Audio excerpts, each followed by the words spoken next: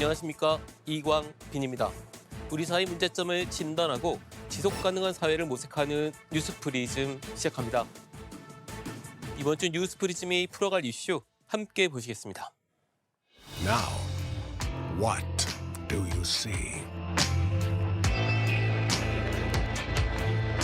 El peso del mundo hoy. Solo tengo tus manos. Viajaré por todo el mundo, lo sé, sin ningún plan me voy. So wake me up when it's all over. Give away what yours I see it's your movie.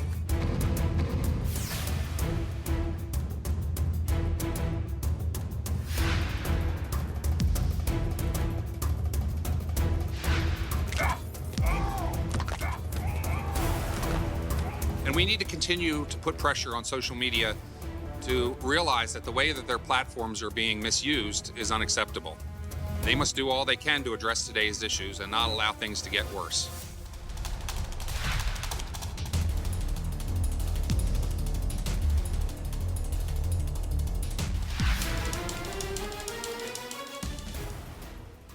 얼마 전에 저희 프로그램에서 보이스피싱을 주제로 다루면서 딥페이크 기술을 이용한 영상 보이스피싱의 위험성도 경고했는데요. 딥페이크는 인공지능 기술인 딥러닝과 가짜를 의미하는 페이크의 합성어입니다. AI 기술을 이용해 만든 가짜 영상물을 의미하는데요. 영화에서는 흥미를 돋우는 유용한 기술로 쓰이기도 합니다. 그러나 보이스피싱뿐만 아니라 가짜 정보, 가짜 뉴스 등으로 악용돼 우리 생활에 더 깊숙이 파고들고 있습니다. 딥페이크가 소셜미디어를 통해 어떻게 악용되는지, 법적으로 가짜 정보를 어떻게 규제해야 하는지 살펴보겠습니다. 먼저 우리가 노출되어 있는 딥페이크 악용 실태를 한미 기자가 짚었습니다. 영화 아이리시맨에서 70대 후반이었던 배우 로버트 드니로와 알파치노는 등장인물의 청장년 시절을 직접 연기했습니다.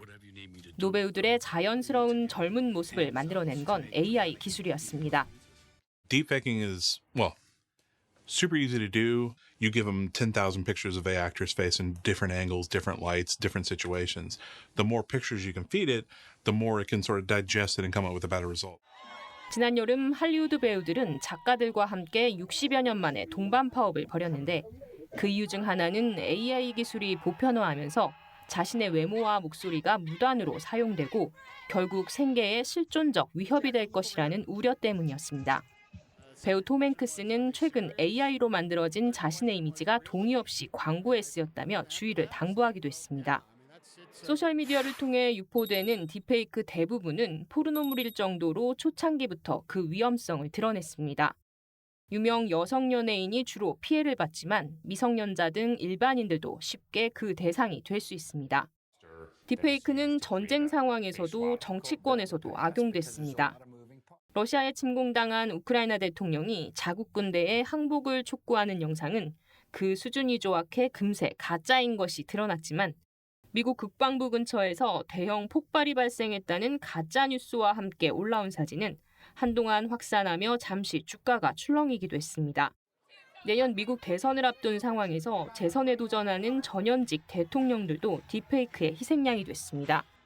도널드 트럼프 전 대통령이 성추문으로 기소를 앞둔 상황에서 수갑을 찬 채 거칠게 연행되는 모습의 사진이 확산했고 조 바이든 대통령의 목소리를 사용해 백악관 회견에서 혐오 발언을 하는 가짜 영상이 만들어지기도 했습니다. Deepfakes use AI-generated audio and video to smear reputations, spreads fake news, and commit fraud. I've watched one of me on a couple of things. I said, when the hell did I say that? 바이든 대통령은 이날 AI를 규제하는 내용의 행정명령에 서명했습니다. 연합뉴스 한미입니다.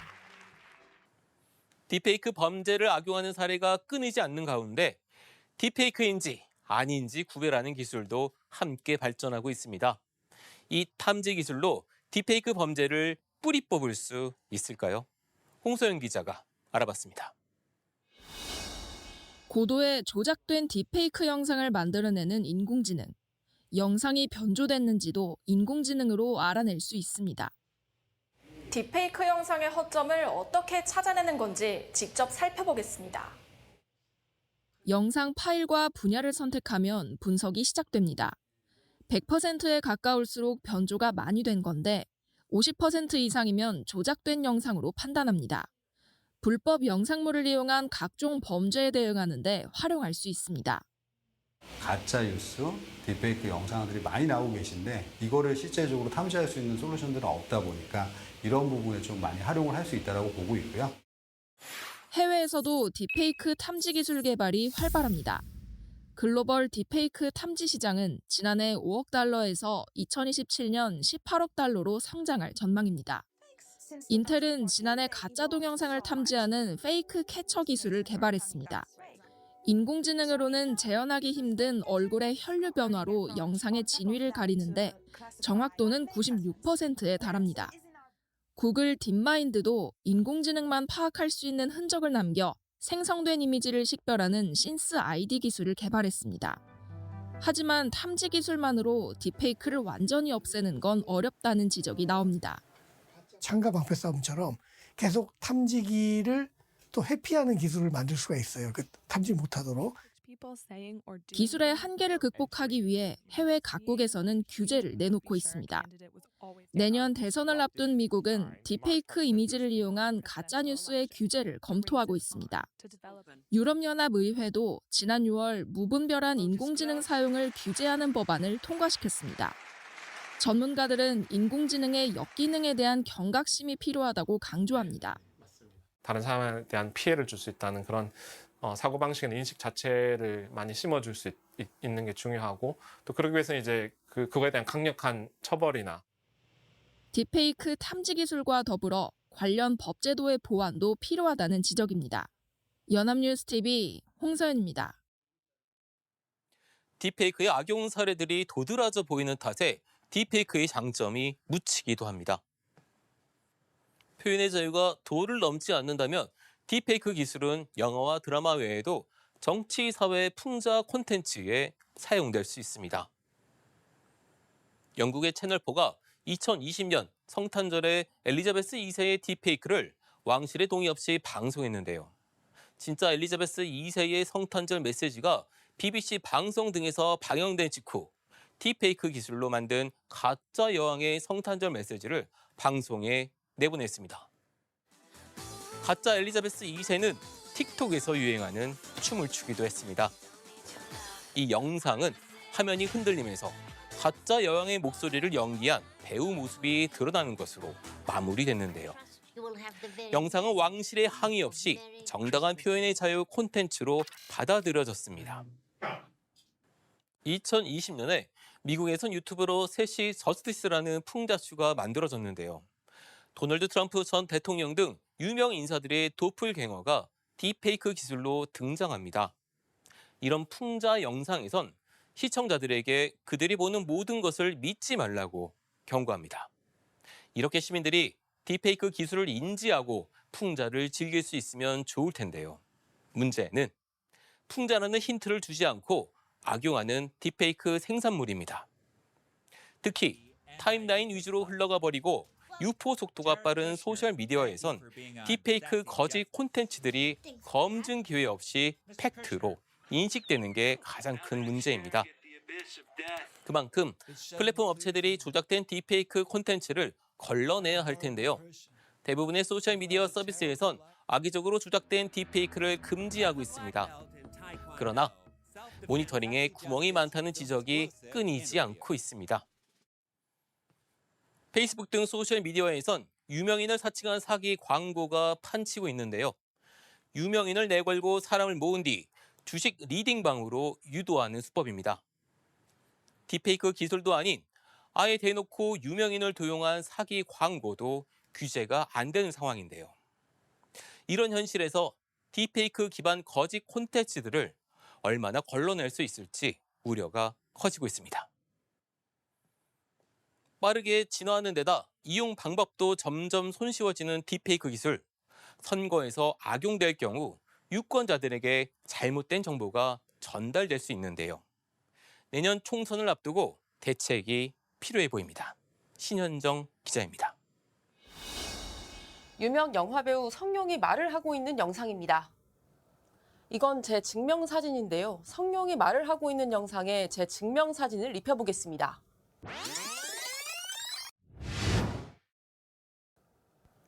불과 30초도 안 돼서 딥페이크 영상이 추출됐습니다. 이처럼 딥페이크 기술은 빠르게 발전하고 널리 보급됐습니다. 내년 총선을 앞두고 정치권에선 이 딥페이크 기술이 악용될 수 있다는 우려가 나온 지 오래입니다. 선거에서 AI가 활용되기 시작한 건 지난 대선 때 윤석열 당시 후보를 본뜬 AI 윤석열이 대표적입니다. 하지만 대통령 당선 이후 치러진 지방선거에서 AI 윤석열이 쓰인 영상이 등장해 중립 유지 의무를 위반했다는 논란이 불거졌습니다. 하지만 AI가 활용된 불법 콘텐츠가 버젓이 유통되더라도 삭제와 같은 효과적인 조치가 이뤄지지 않는 것으로 드러났습니다. 방송통신심의위원회가 최근 3년간 적발한 불법 성적 허위 영상물은 9천여 건. 이 중 시정 조치를 요구한 뒤 삭제된 콘텐츠는 불과 410건으로 5%도 안 됩니다. 이미 국회에는 악용 가능성을 차단하기 위한 법안이 여럿 발의된 상태입니다. 이상원 더불어민주당 의원은 AI를 이용한 콘텐츠에 별도 표기를 의무화하는 법안을 발의했습니다. 정의용 국민의힘 의원은 AI 기술을 이용해 허위 사실을 공표하면 처벌받도록 하는 법안을, 남인순 더불어민주당 의원은 선거운동 시 허위 사실이 포함된 딥페이크 영상 제작과 유통을 금지하는 법안을 발의했습니다. 하지만 모두 수개월째 계류된 상태로 이번 21대 국회에서 통과되지 않으면 자동 폐기됩니다. 다만 당장 5개월 앞으로 다가온 내년 총선을 위한 특단의 대책이 시급한 상황. 그래서 현재 정부에서 범정부, TF 그리고 거기에는 외국 통신, 인터넷 서비스 업자까지 민간 쪽까지 아우르는 그러한 어떤 TF를 만들어서 신속하게 가짜뉴스에 대한 대처가 필요하고요. 국제협력 이 부분이 병행돼야 효과를 발휘할 거라고 보고 있습니다. 선관위가 지난 8월부터 특별대응팀을 띄워 허위 정보를 모니터링하겠다고 밝혔지만 효과적인 대응을 위해선 범정부 차원의 논의가 필요하다는 지적입니다. 연합뉴스TV 신현정입니다. 이달 초 영국 정부는 전 세계 주요 국가 정부 고위 관계자들과 함께 관련 분야 기업 임원, 전문가를 모았습니다. 바로 첫 AI 안보 정상회의를 연 것인데요. AI 기술이 발전하면서 전 세계적으로 관련 규범의 필요성이 커지고 있기 때문입니다. 챗 GPT 등장 이후 생성 AI를 활용한 허위 정보 유포와 악용 사례가 곳곳에서 보고되면서 AI 윤리가 중요 과제로 떠올랐습니다. 이와 관련된 업계의 대응도 속속 나오고 있습니다. 오픈 AI는 각 분야 전문가로 구성된 팀이 AI가 인간에게 위협적이고 비윤리적 내용을 만들거나 유포하는지 찾고 있습니다. 마이크로소프트와 구글 등도 비슷한 형태의 조직을 운영하는 것으로 전해졌습니다. 국내 기업들도 비슷한 행보를 보이고 있습니다. SK텔레콤의 AI, A다대는 7개의 AI 실행 윤리가 입력돼 있고 네이버도 AI 편향성을 제거한 대량의 한국어 데이터 모음을 구축하고 있습니다. 우리 정부도 지난달 말 AI 윤리 신뢰성 확보 추진 계획을 발표하는 등 행동에 나서고 있습니다. AI 알고리즘이 공개된 뒤에 발견된 문제점을 개선하려면 너무 늦을 수 있습니다. 개발과 기획 단계에서 발생할 수 있는 문제를 예방하는 데 더 관심을 쏟아야 할 때입니다. 이번 주 뉴스프리즘은 여기까지입니다. 시청해주신 여러분 고맙습니다.